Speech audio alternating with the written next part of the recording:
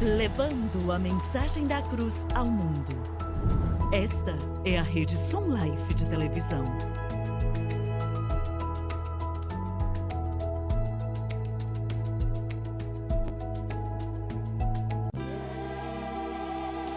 Bem-vindo a um estudo na palavra, uma série de estudos bíblicos focalizados na cruz de Cristo.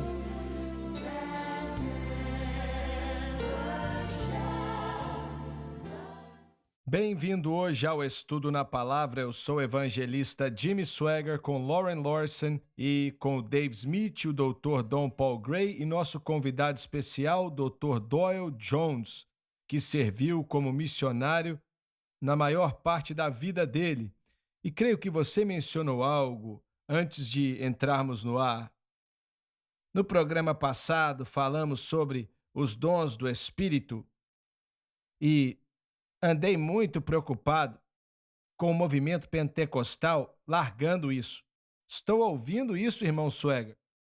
Ouvindo Assembleias de Deus, que estou com elas, e até a Igreja de Deus, que elas estão pedindo o povo deles para não usar o Espírito para mensagem em línguas, interpretações durante os cultos, não promovem o batismo, e eu acho que temos um desafio em nossas mãos em relação a isso.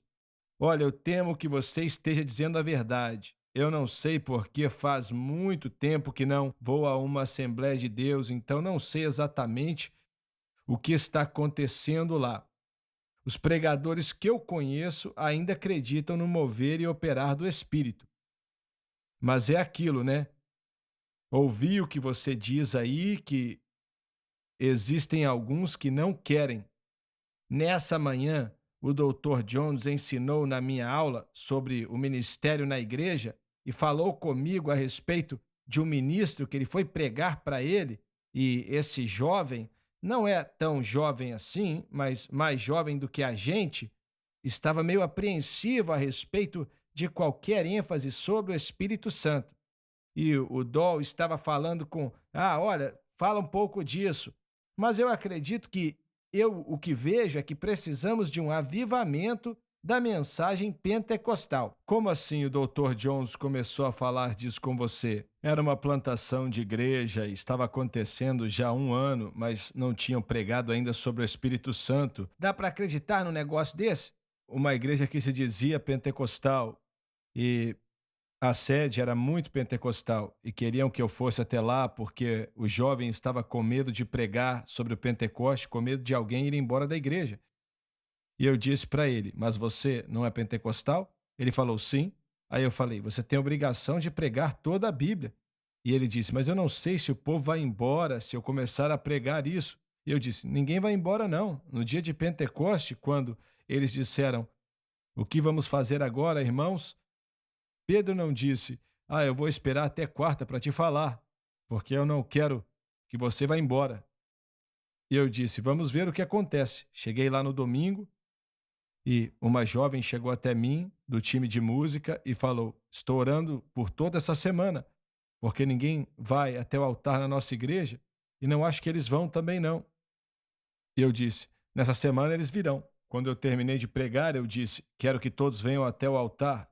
Isso não é difícil, não? E todos vieram.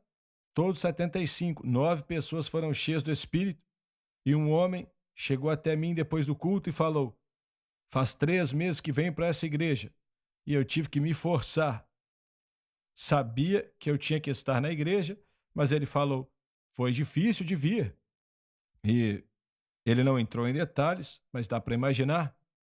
Mas ele disse, nessa manhã, quando me levantei, estava tomando meu café, minha mão começou a tremer. E ele disse, senti algo que nunca senti antes, mal podia esperar para vir para a igreja, e disse, eu e minha esposa fomos batizados no Espírito Santo, e disse, é disso que essa igreja precisa, do poder do Espírito. E olha, a pessoa não se envolve tanto naquilo, né?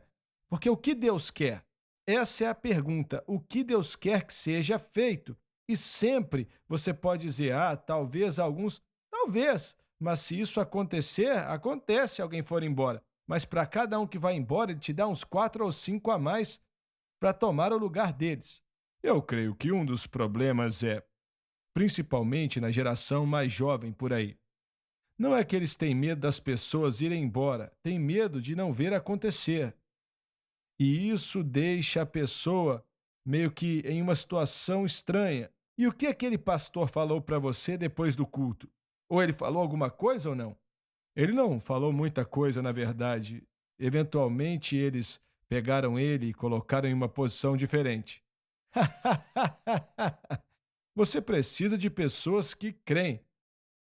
Por isso eu mencionei que, olha, em nosso outro programa, em 1991, eu tinha começado a ver um mover de meus amigos que tinham se formado aqui na escola. E quando você se forma aqui, você vai ter uma formação pentecostal. A mensagem é pentecostal e por aí vai. Enquanto estavam aqui, eles acreditavam. Mas um dos problemas que temos é que as pessoas não querem estudar a Bíblia por eles mesmos.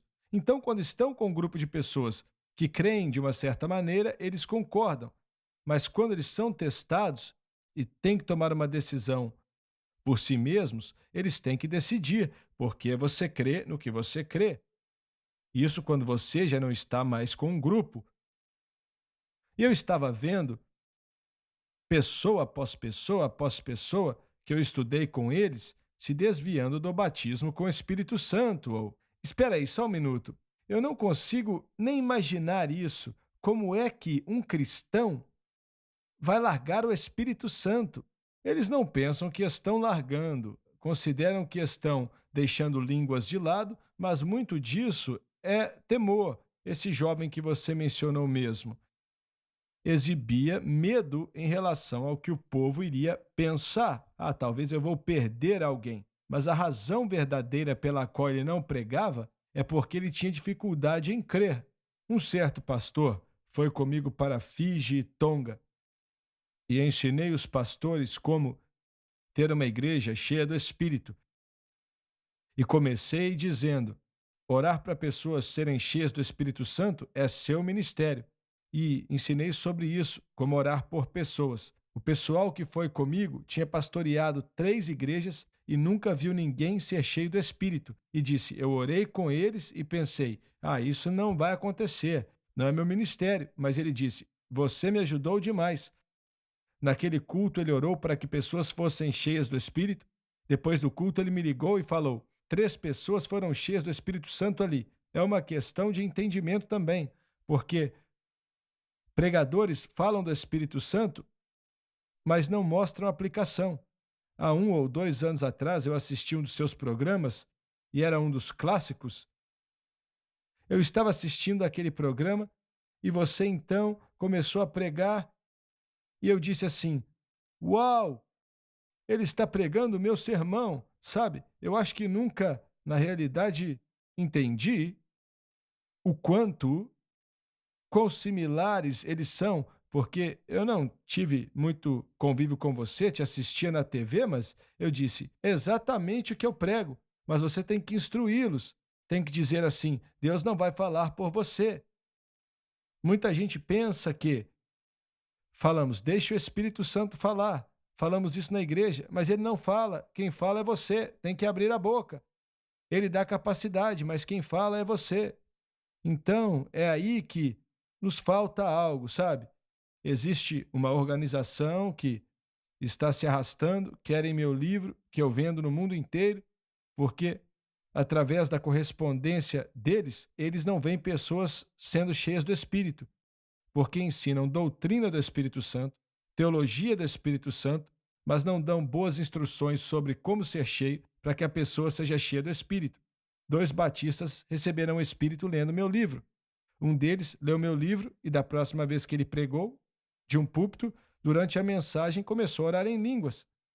O olho da esposa ficou desse tamanho e ela também foi cheia do Espírito Santo e agora tem uma igreja batista costal. Mas temos que instruir, ajudar pessoas a ajudar as outras. O superintendente-geral das Assembleias de Deus, há 25 anos atrás, não vou falar o nome dele, mas vocês vão saber quem é. Um homem de Deus, amava o Senhor. Escreveu para todos os superintendentes do distrito uma carta para eles. E uma cópia dessa carta chegou em minha mão. E ele disse: chamou nossa atenção que pouca gente está recebendo o Espírito Santo em nossas igrejas. E ele estava encorajando os pastores no distrito a pregar sobre o Espírito Santo. E ele estava correto no que estava dizendo e fazendo. Mas, se estava ruim assim há 25 anos atrás, a situação hoje em dia é crítica, porque não melhorou. Infelizmente, eu estou certo ou não? Eu acho que você está correto. 600 milhões, de acordo com as estimativas aí de pessoas que se dizem pentecostais, e nós sabemos que, às vezes, as pessoas não deveriam se chamar de pentecostais e tal, mas 30% delas oram em línguas e o resto não ora. Mas não são pentecostais se não oram em línguas. Mas as maiores igrejas na América Central, América do Sul, África e etc., elas não são igrejas pentecostais? Vou dizer algo que vai surpreender muita gente. Não são. São pentecostais no nome e salvam muita gente, mas eu entro nessas igrejas. Eu fui em uma igreja, preguei em uma igreja de 6.000 pessoas, chamei pessoas para o altar e eles correram para o altar. 79 deles foram cheios do Espírito e contávamos quantos eram cheios. 50 foram salvos e dezenas foram curados. Mas eles não enfatizam. Na Guatemala, eu não devia dar nome, mas apenas 8% das pessoas na igreja oram em línguas. 70% dos pastores não oram em línguas. Passamos 4.500 cópias do meu livro quando preguei no Conselho Geral. 100 pastores, mais ou menos 100, foram cheios do Espírito Santo. 250 pessoas foram cheias. Estão famintos, mas eles não estão promovendo. A liderança nesses países sentem o que sentimos? Algumas sentem, algumas sentem. Fui convidado para pregar em outro país e disseram: temos que mudar essas coisas aí. Eu preguei em outro conselho geral também. Olha, isso é trágico. O Espírito Santo é o poder da igreja. Se você perde isso, não sobra mais nada. Vamos para o intervalo, voltamos já. Então, seja como for, não saia daí.